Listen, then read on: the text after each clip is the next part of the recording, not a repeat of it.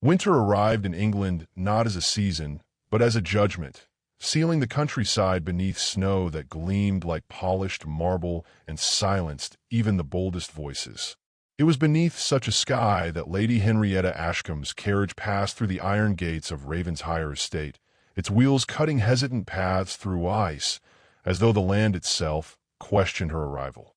At 22, she had learned that beauty could invite admiration yet never mercy, and that a woman's worth, in these circles, was measured not by her thoughts but by the alliances she could secure. Henrietta sat straight-backed, gloved hands folded, her reflection trembling in the carriage glass. Society had named her beautiful often enough that the word had lost meaning, becoming instead a warning. Her family's fortune, once modestly respectable, had thinned to a fragile thread, and she understood with painful clarity why this invitation had come. She was not summoned as a guest, but as a possibility. Inside the estate, warmth bloomed from towering hearths, casting gold across marble floors and crystal chandeliers. Silk gowns whispered like conspirators as England's aristocracy gathered, each smile sharpened by calculation. At the center of every glance stood the Duke of Ravensshire, 25 years of age and already wrapped in legend. He was spoken of in tones reserved for inevitabilities, composed, devastatingly handsome, and unassailable in rank. His silence alone commanded attention, for he had never needed to pursue what the world freely offered. Henrietta observed him from a careful distance, noting the stillness with which he stood, as though the noise of the room bent away from him. He was not cruel, she sensed, but neither was he gentle. He belonged to a world where emotions were liabilities and marriage a matter of governance. That she was expected to appeal to him filled her with a quiet dread that no amount of elegance could disguise. As the evening progressed, conversations folded toward expectation. Eyes returned to Henrietta with growing insistence, weighing her posture, her laughter, the slope of her shoulders. She felt herself displayed, measured against the unspoken question of whether she would suit the future Duchess of Ravensshire.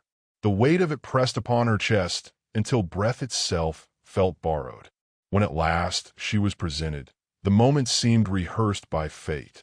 Candlelight framed her face. Snow battered softly against the tall windows, eager to listen. The Duke inclined his head, his gaze steady, assessing. No smile softened his expression, yet neither did disdain darken it. He awaited her response with the patience of a man unaccustomed to refusal. Henrietta's voice, when it came, was gentle enough to seem harmless. "I cannot be your dream wife," she said, each word chosen with care, each syllable an act of defiance disguised as courtesy. A hush fell instantly, as though the room itself had inhaled too sharply. To refuse such a man was not merely unwise. It was improper, even dangerous. She spoke of her temperament, her lack of ambition for command, her fear of failing the expectations bound to his title. She did not speak of the deeper truth, that she would not survive a life spent performing gratitude for a cage of gold. The faces around her stiffened, some with shock, others with thinly veiled satisfaction at witnessing a social misstep. The Duke did not move at once. His silence lengthened, drawing every whisper into stillness. Then calmly he spoke. He said that he had never sought a dream, only sincerity, and that her honesty had answered a question he had not known how to ask. His tone was quiet, yet it carried, settling over the gathering like snow upon bare branches. Murmurs followed, uncertain and unsettled. Henrietta felt heat rise to her cheeks, not from triumph, but from exposure. She had not planned to be brave. She had merely refused to be false. As Henrietta withdrew from the circle of attention, she felt the eyes of the room follow her retreat, weighing consequences. Some judged her ruined, others intriguing, yet none dismissed her as insignificant now. Across the hall, the Duke remained where he stood, gaze thoughtful rather than offended, as though her refusal had marked him equally. Snow continued its steady descent beyond the windows, erasing tracks as quickly as they formed, and she wondered whether society would allow such erasure. Winter had a way of preserving moments, holding them suspended, and she sensed that this evening would not fade quietly but return, reshaped, demanding answers neither of them yet possessed when the season inevitably tightened its grip. By morning, the refusal had hardened into rumor, and rumor into judgment, spreading through Ravenshire like frost along stone corridors. Lady Henrietta felt it in the altered warmth of greetings, in smiles that paused too long before forming, in glances that slid away as though her presence now carried consequence. She had not been cast out, yet neither was she embraced. She existed in a careful in-between, fascinating and faintly improper. Her family understood the danger at once. A woman who declined a duke invited speculation, and speculation was rarely kind. Yet Henrietta did not regret her words, only the necessity of them, and she bore the whispers with a composure that surprised even herself. If she had wounded her prospects, she would not plead to heal them. The Duke of Ravenshire did not approach her again that evening, nor the next, and this absence became its own disturbance. Society expected offense or pursuit, and his restraint unsettled both camps. Then, 3 days later, a letter arrived, delivered without ceremony, its seal unadorned. Henrietta recognized the hand before she read the name, precise and restrained, as though emotion itself had been disciplined into order. He did not speak of marriage, nor of a refusal. He wrote instead of winter, of how silence altered landscapes, of how honesty, once spoken, could not be returned to shadow. Enclosed was a slim volume of poetry, its margins bearing notes written with care, observations that revealed a mind accustomed to listening rather than declaring. The gift unsettled her more than any bouquet might have done. Such exchanges did not remain private for long. Servants observed, cousins speculated, and by the week's end, the Tun had reshaped the narrative to suit its appetite. Some insisted she had refused him to provoke pursuit, others that he intended to humble her with delayed favor. Henrietta, walking the estate's snowbound paths, felt every step watched, every breath evaluated.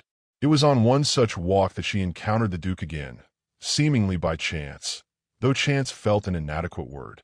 Snow muted their approach to one another, and for a moment they stood without speech, two figures framed by white and gray.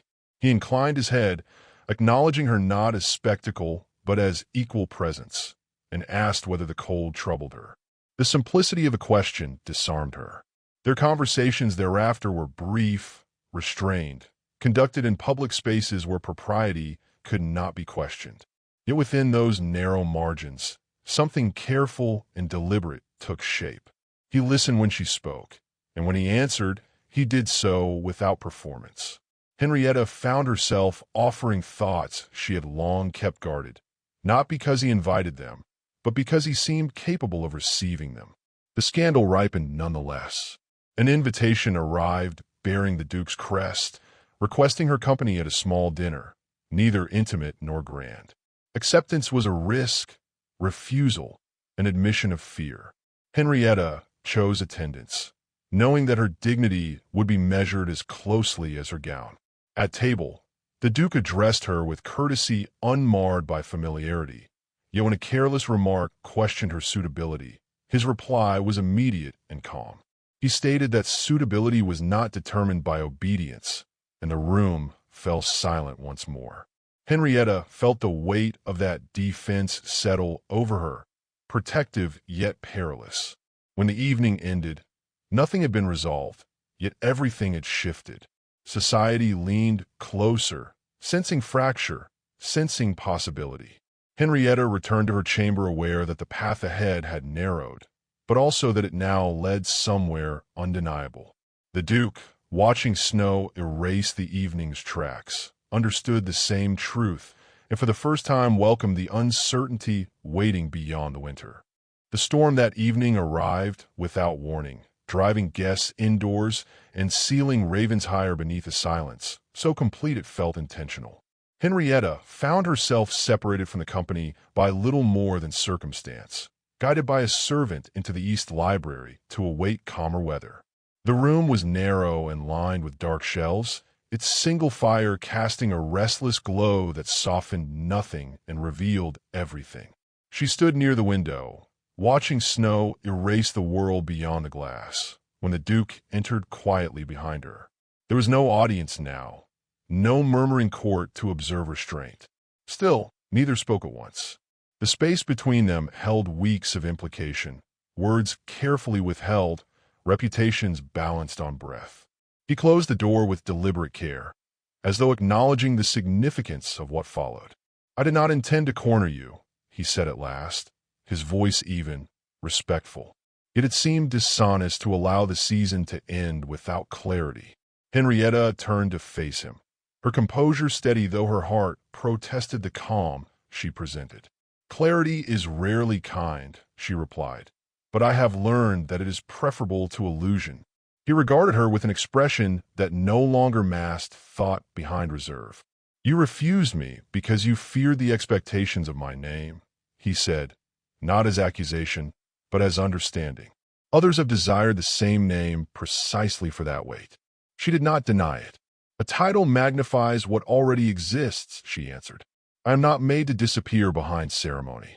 The Duke moved closer to the fire, its light catching in his eyes, revealing a fatigue she had not noticed before.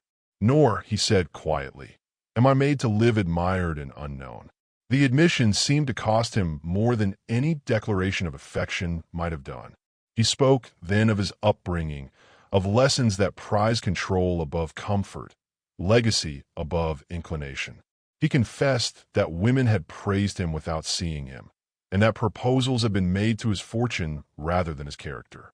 "When you spoke," he told her, "you were the first who seemed unconcerned with what I could provide, and entirely aware of what I could demand." Henrietta felt the weight of his words settle into something achingly human. "I feared that honesty would condemn me," she said, "yet I feared more the silence that follows surrender." Their eyes met, and in that moment, restraint did not vanish, but it softened, allowing truth to pass between them unguarded. He did not reach for her, nor she for him, yet intimacy pressed close, undeniable. "I will not ask you to become less than yourself," the Duke said, each word deliberate. "But I must ask whether you believe I am capable of becoming more than what you fear." The question lingered, demanding more than polite reassurance. Henrietta considered him fully now, not as Duke, not as danger, but as man shaped by expectation and longing alike. "I believe," she said slowly, "that you listen. That may be the rarest promise of all." The storm beyond the windows eased, snow settling into quiet patterns, but neither moved to leave. Something irrevocable had been acknowledged. An acknowledgement carried its own consequence. At last, he stepped back, restoring the space between them with visible effort. "Then I will not insult you with haste," he said. "There are choices before me that cannot be made in whispers." As he opened the door, Henrietta understood that whatever followed would be public, deliberate, and irrevocable. She remained by the fire, heart steady despite its racing, aware that the winter had shifted from trial to threshold, and that the silence ahead promised neither safety nor retreat, but something far more formidable: decision. Society gathered again beneath the chandeliers of Ravenshire, drawn by curiosity, sharpened into anticipation, for winter had not loosened its hold, and neither had rumor. Henrietta entered with measured grace, aware that this night would judge her more severely than any before, yet her bearing did not waver. She had chosen honesty once, and it had altered everything. The Duke stood apart until the moment required him, his presence commanding without spectacle. When conversation faltered and expectation pressed close, he stepped forward, his voice calm enough to quiet the room. He spoke not of lineage or advantage, but of choice, stating that a union without respect was no triumph at all. Then, before restraint could reclaim him, he declared his intention to marry Lady Henrietta Ashcombe, or not marry at all. A hush fell, heavier than snow. Eyes turned to her, awaiting compliance or collapse. Henrietta felt the old fear stir, the instinct to diminish herself for peace, but she did neither. She met the Duke's gaze and saw no demand there, only resolve offered without condition. In that moment, she understood the risk he bore alongside her. She answered with composure, affirming that she accepted not elevation, but partnership, and that she would not surrender her voice to secure comfort. Her words carried through the hall, steady and unadorned, and in their wake something loosened. Judgment gave way to astonishment, and astonishment to reluctant admiration. The weeks that followed unfolded with deliberate care. Announcements were made, objections voiced, and quietly set aside. The marriage was discussed not as conquest, but as convergence, and though some disapproved, none could deny the clarity with which it had been claimed. Henrietta navigated her new standing with the same restraint that had first marked her difference, and the Duke did not ask her to be otherwise. On the morning of their wedding, snow fell softly, transformed from obstacle to witness. The chapel was simple, warmed by candlelight and expectation, and as Henrietta approached, she felt no sense of loss. She was not leaving herself behind, but bringing herself forward. The Duke received her with a look unguarded at last, pride tempered by reverence. Their vows were spoken plainly, absent flourish, rich with intent. They promised not perfection, but regard, not certainty, but faith. When the final words settled, winter seemed to ease its grip, as though conceding something it had tested and found worthy. Together they stepped into the cold, hands aligned rather than clasped, facing a future neither entirely knew. Society would continue, as it always had, but it would remember this season differently. A woman had refused, a man had listened, and in that exchange, a marriage had been born not of necessity, but of choice, carrying forward the quiet power of a single honest no. It was said later that the snow continued for days, yet no one within Ravensshire recalled the cold. The Duke assumed his duties with renewed steadiness, shielding Henrietta from unnecessary scrutiny while never speaking for her. She learned the rhythms of his world without surrendering her own, discovering that respect, once granted, could be fiercely defended. Their correspondence during brief separations revealed humor, doubt, and patience, building a private language beneath public formality. Though challenges awaited beyond the season, they faced them openly, neither diminished by the union. Winter receded at last, leaving paths where ice had been, and England carried on unchanged, save for one quiet alteration. A marriage had entered its history not as strategy, but as testament, and those who witnessed it sensed that something rare had passed before them, unrecorded yet enduring, like warmth remembered long after the thaw. They understood that love, when chosen freely, demanded vigilance rather than fantasy. Henrietta would be tested by expectation, the Duke by compromise, yet each met these trials with candor. In choosing one another, they altered no laws, overturned no hierarchy, but they bent custom just enough to let sincerity breathe. Such moments rarely announce themselves as history. They linger instead in memory, shaping conduct quietly. Those who observed their union spoke less of romance than of balance, of a household governed by conversation instead of command. And so the story did not end at the altar, but began there, moving forward with steady purpose, inviting those who watched to imagine futures guided not by fear, but by mutual regard. It remained, for them, a daily practice rather than a triumph.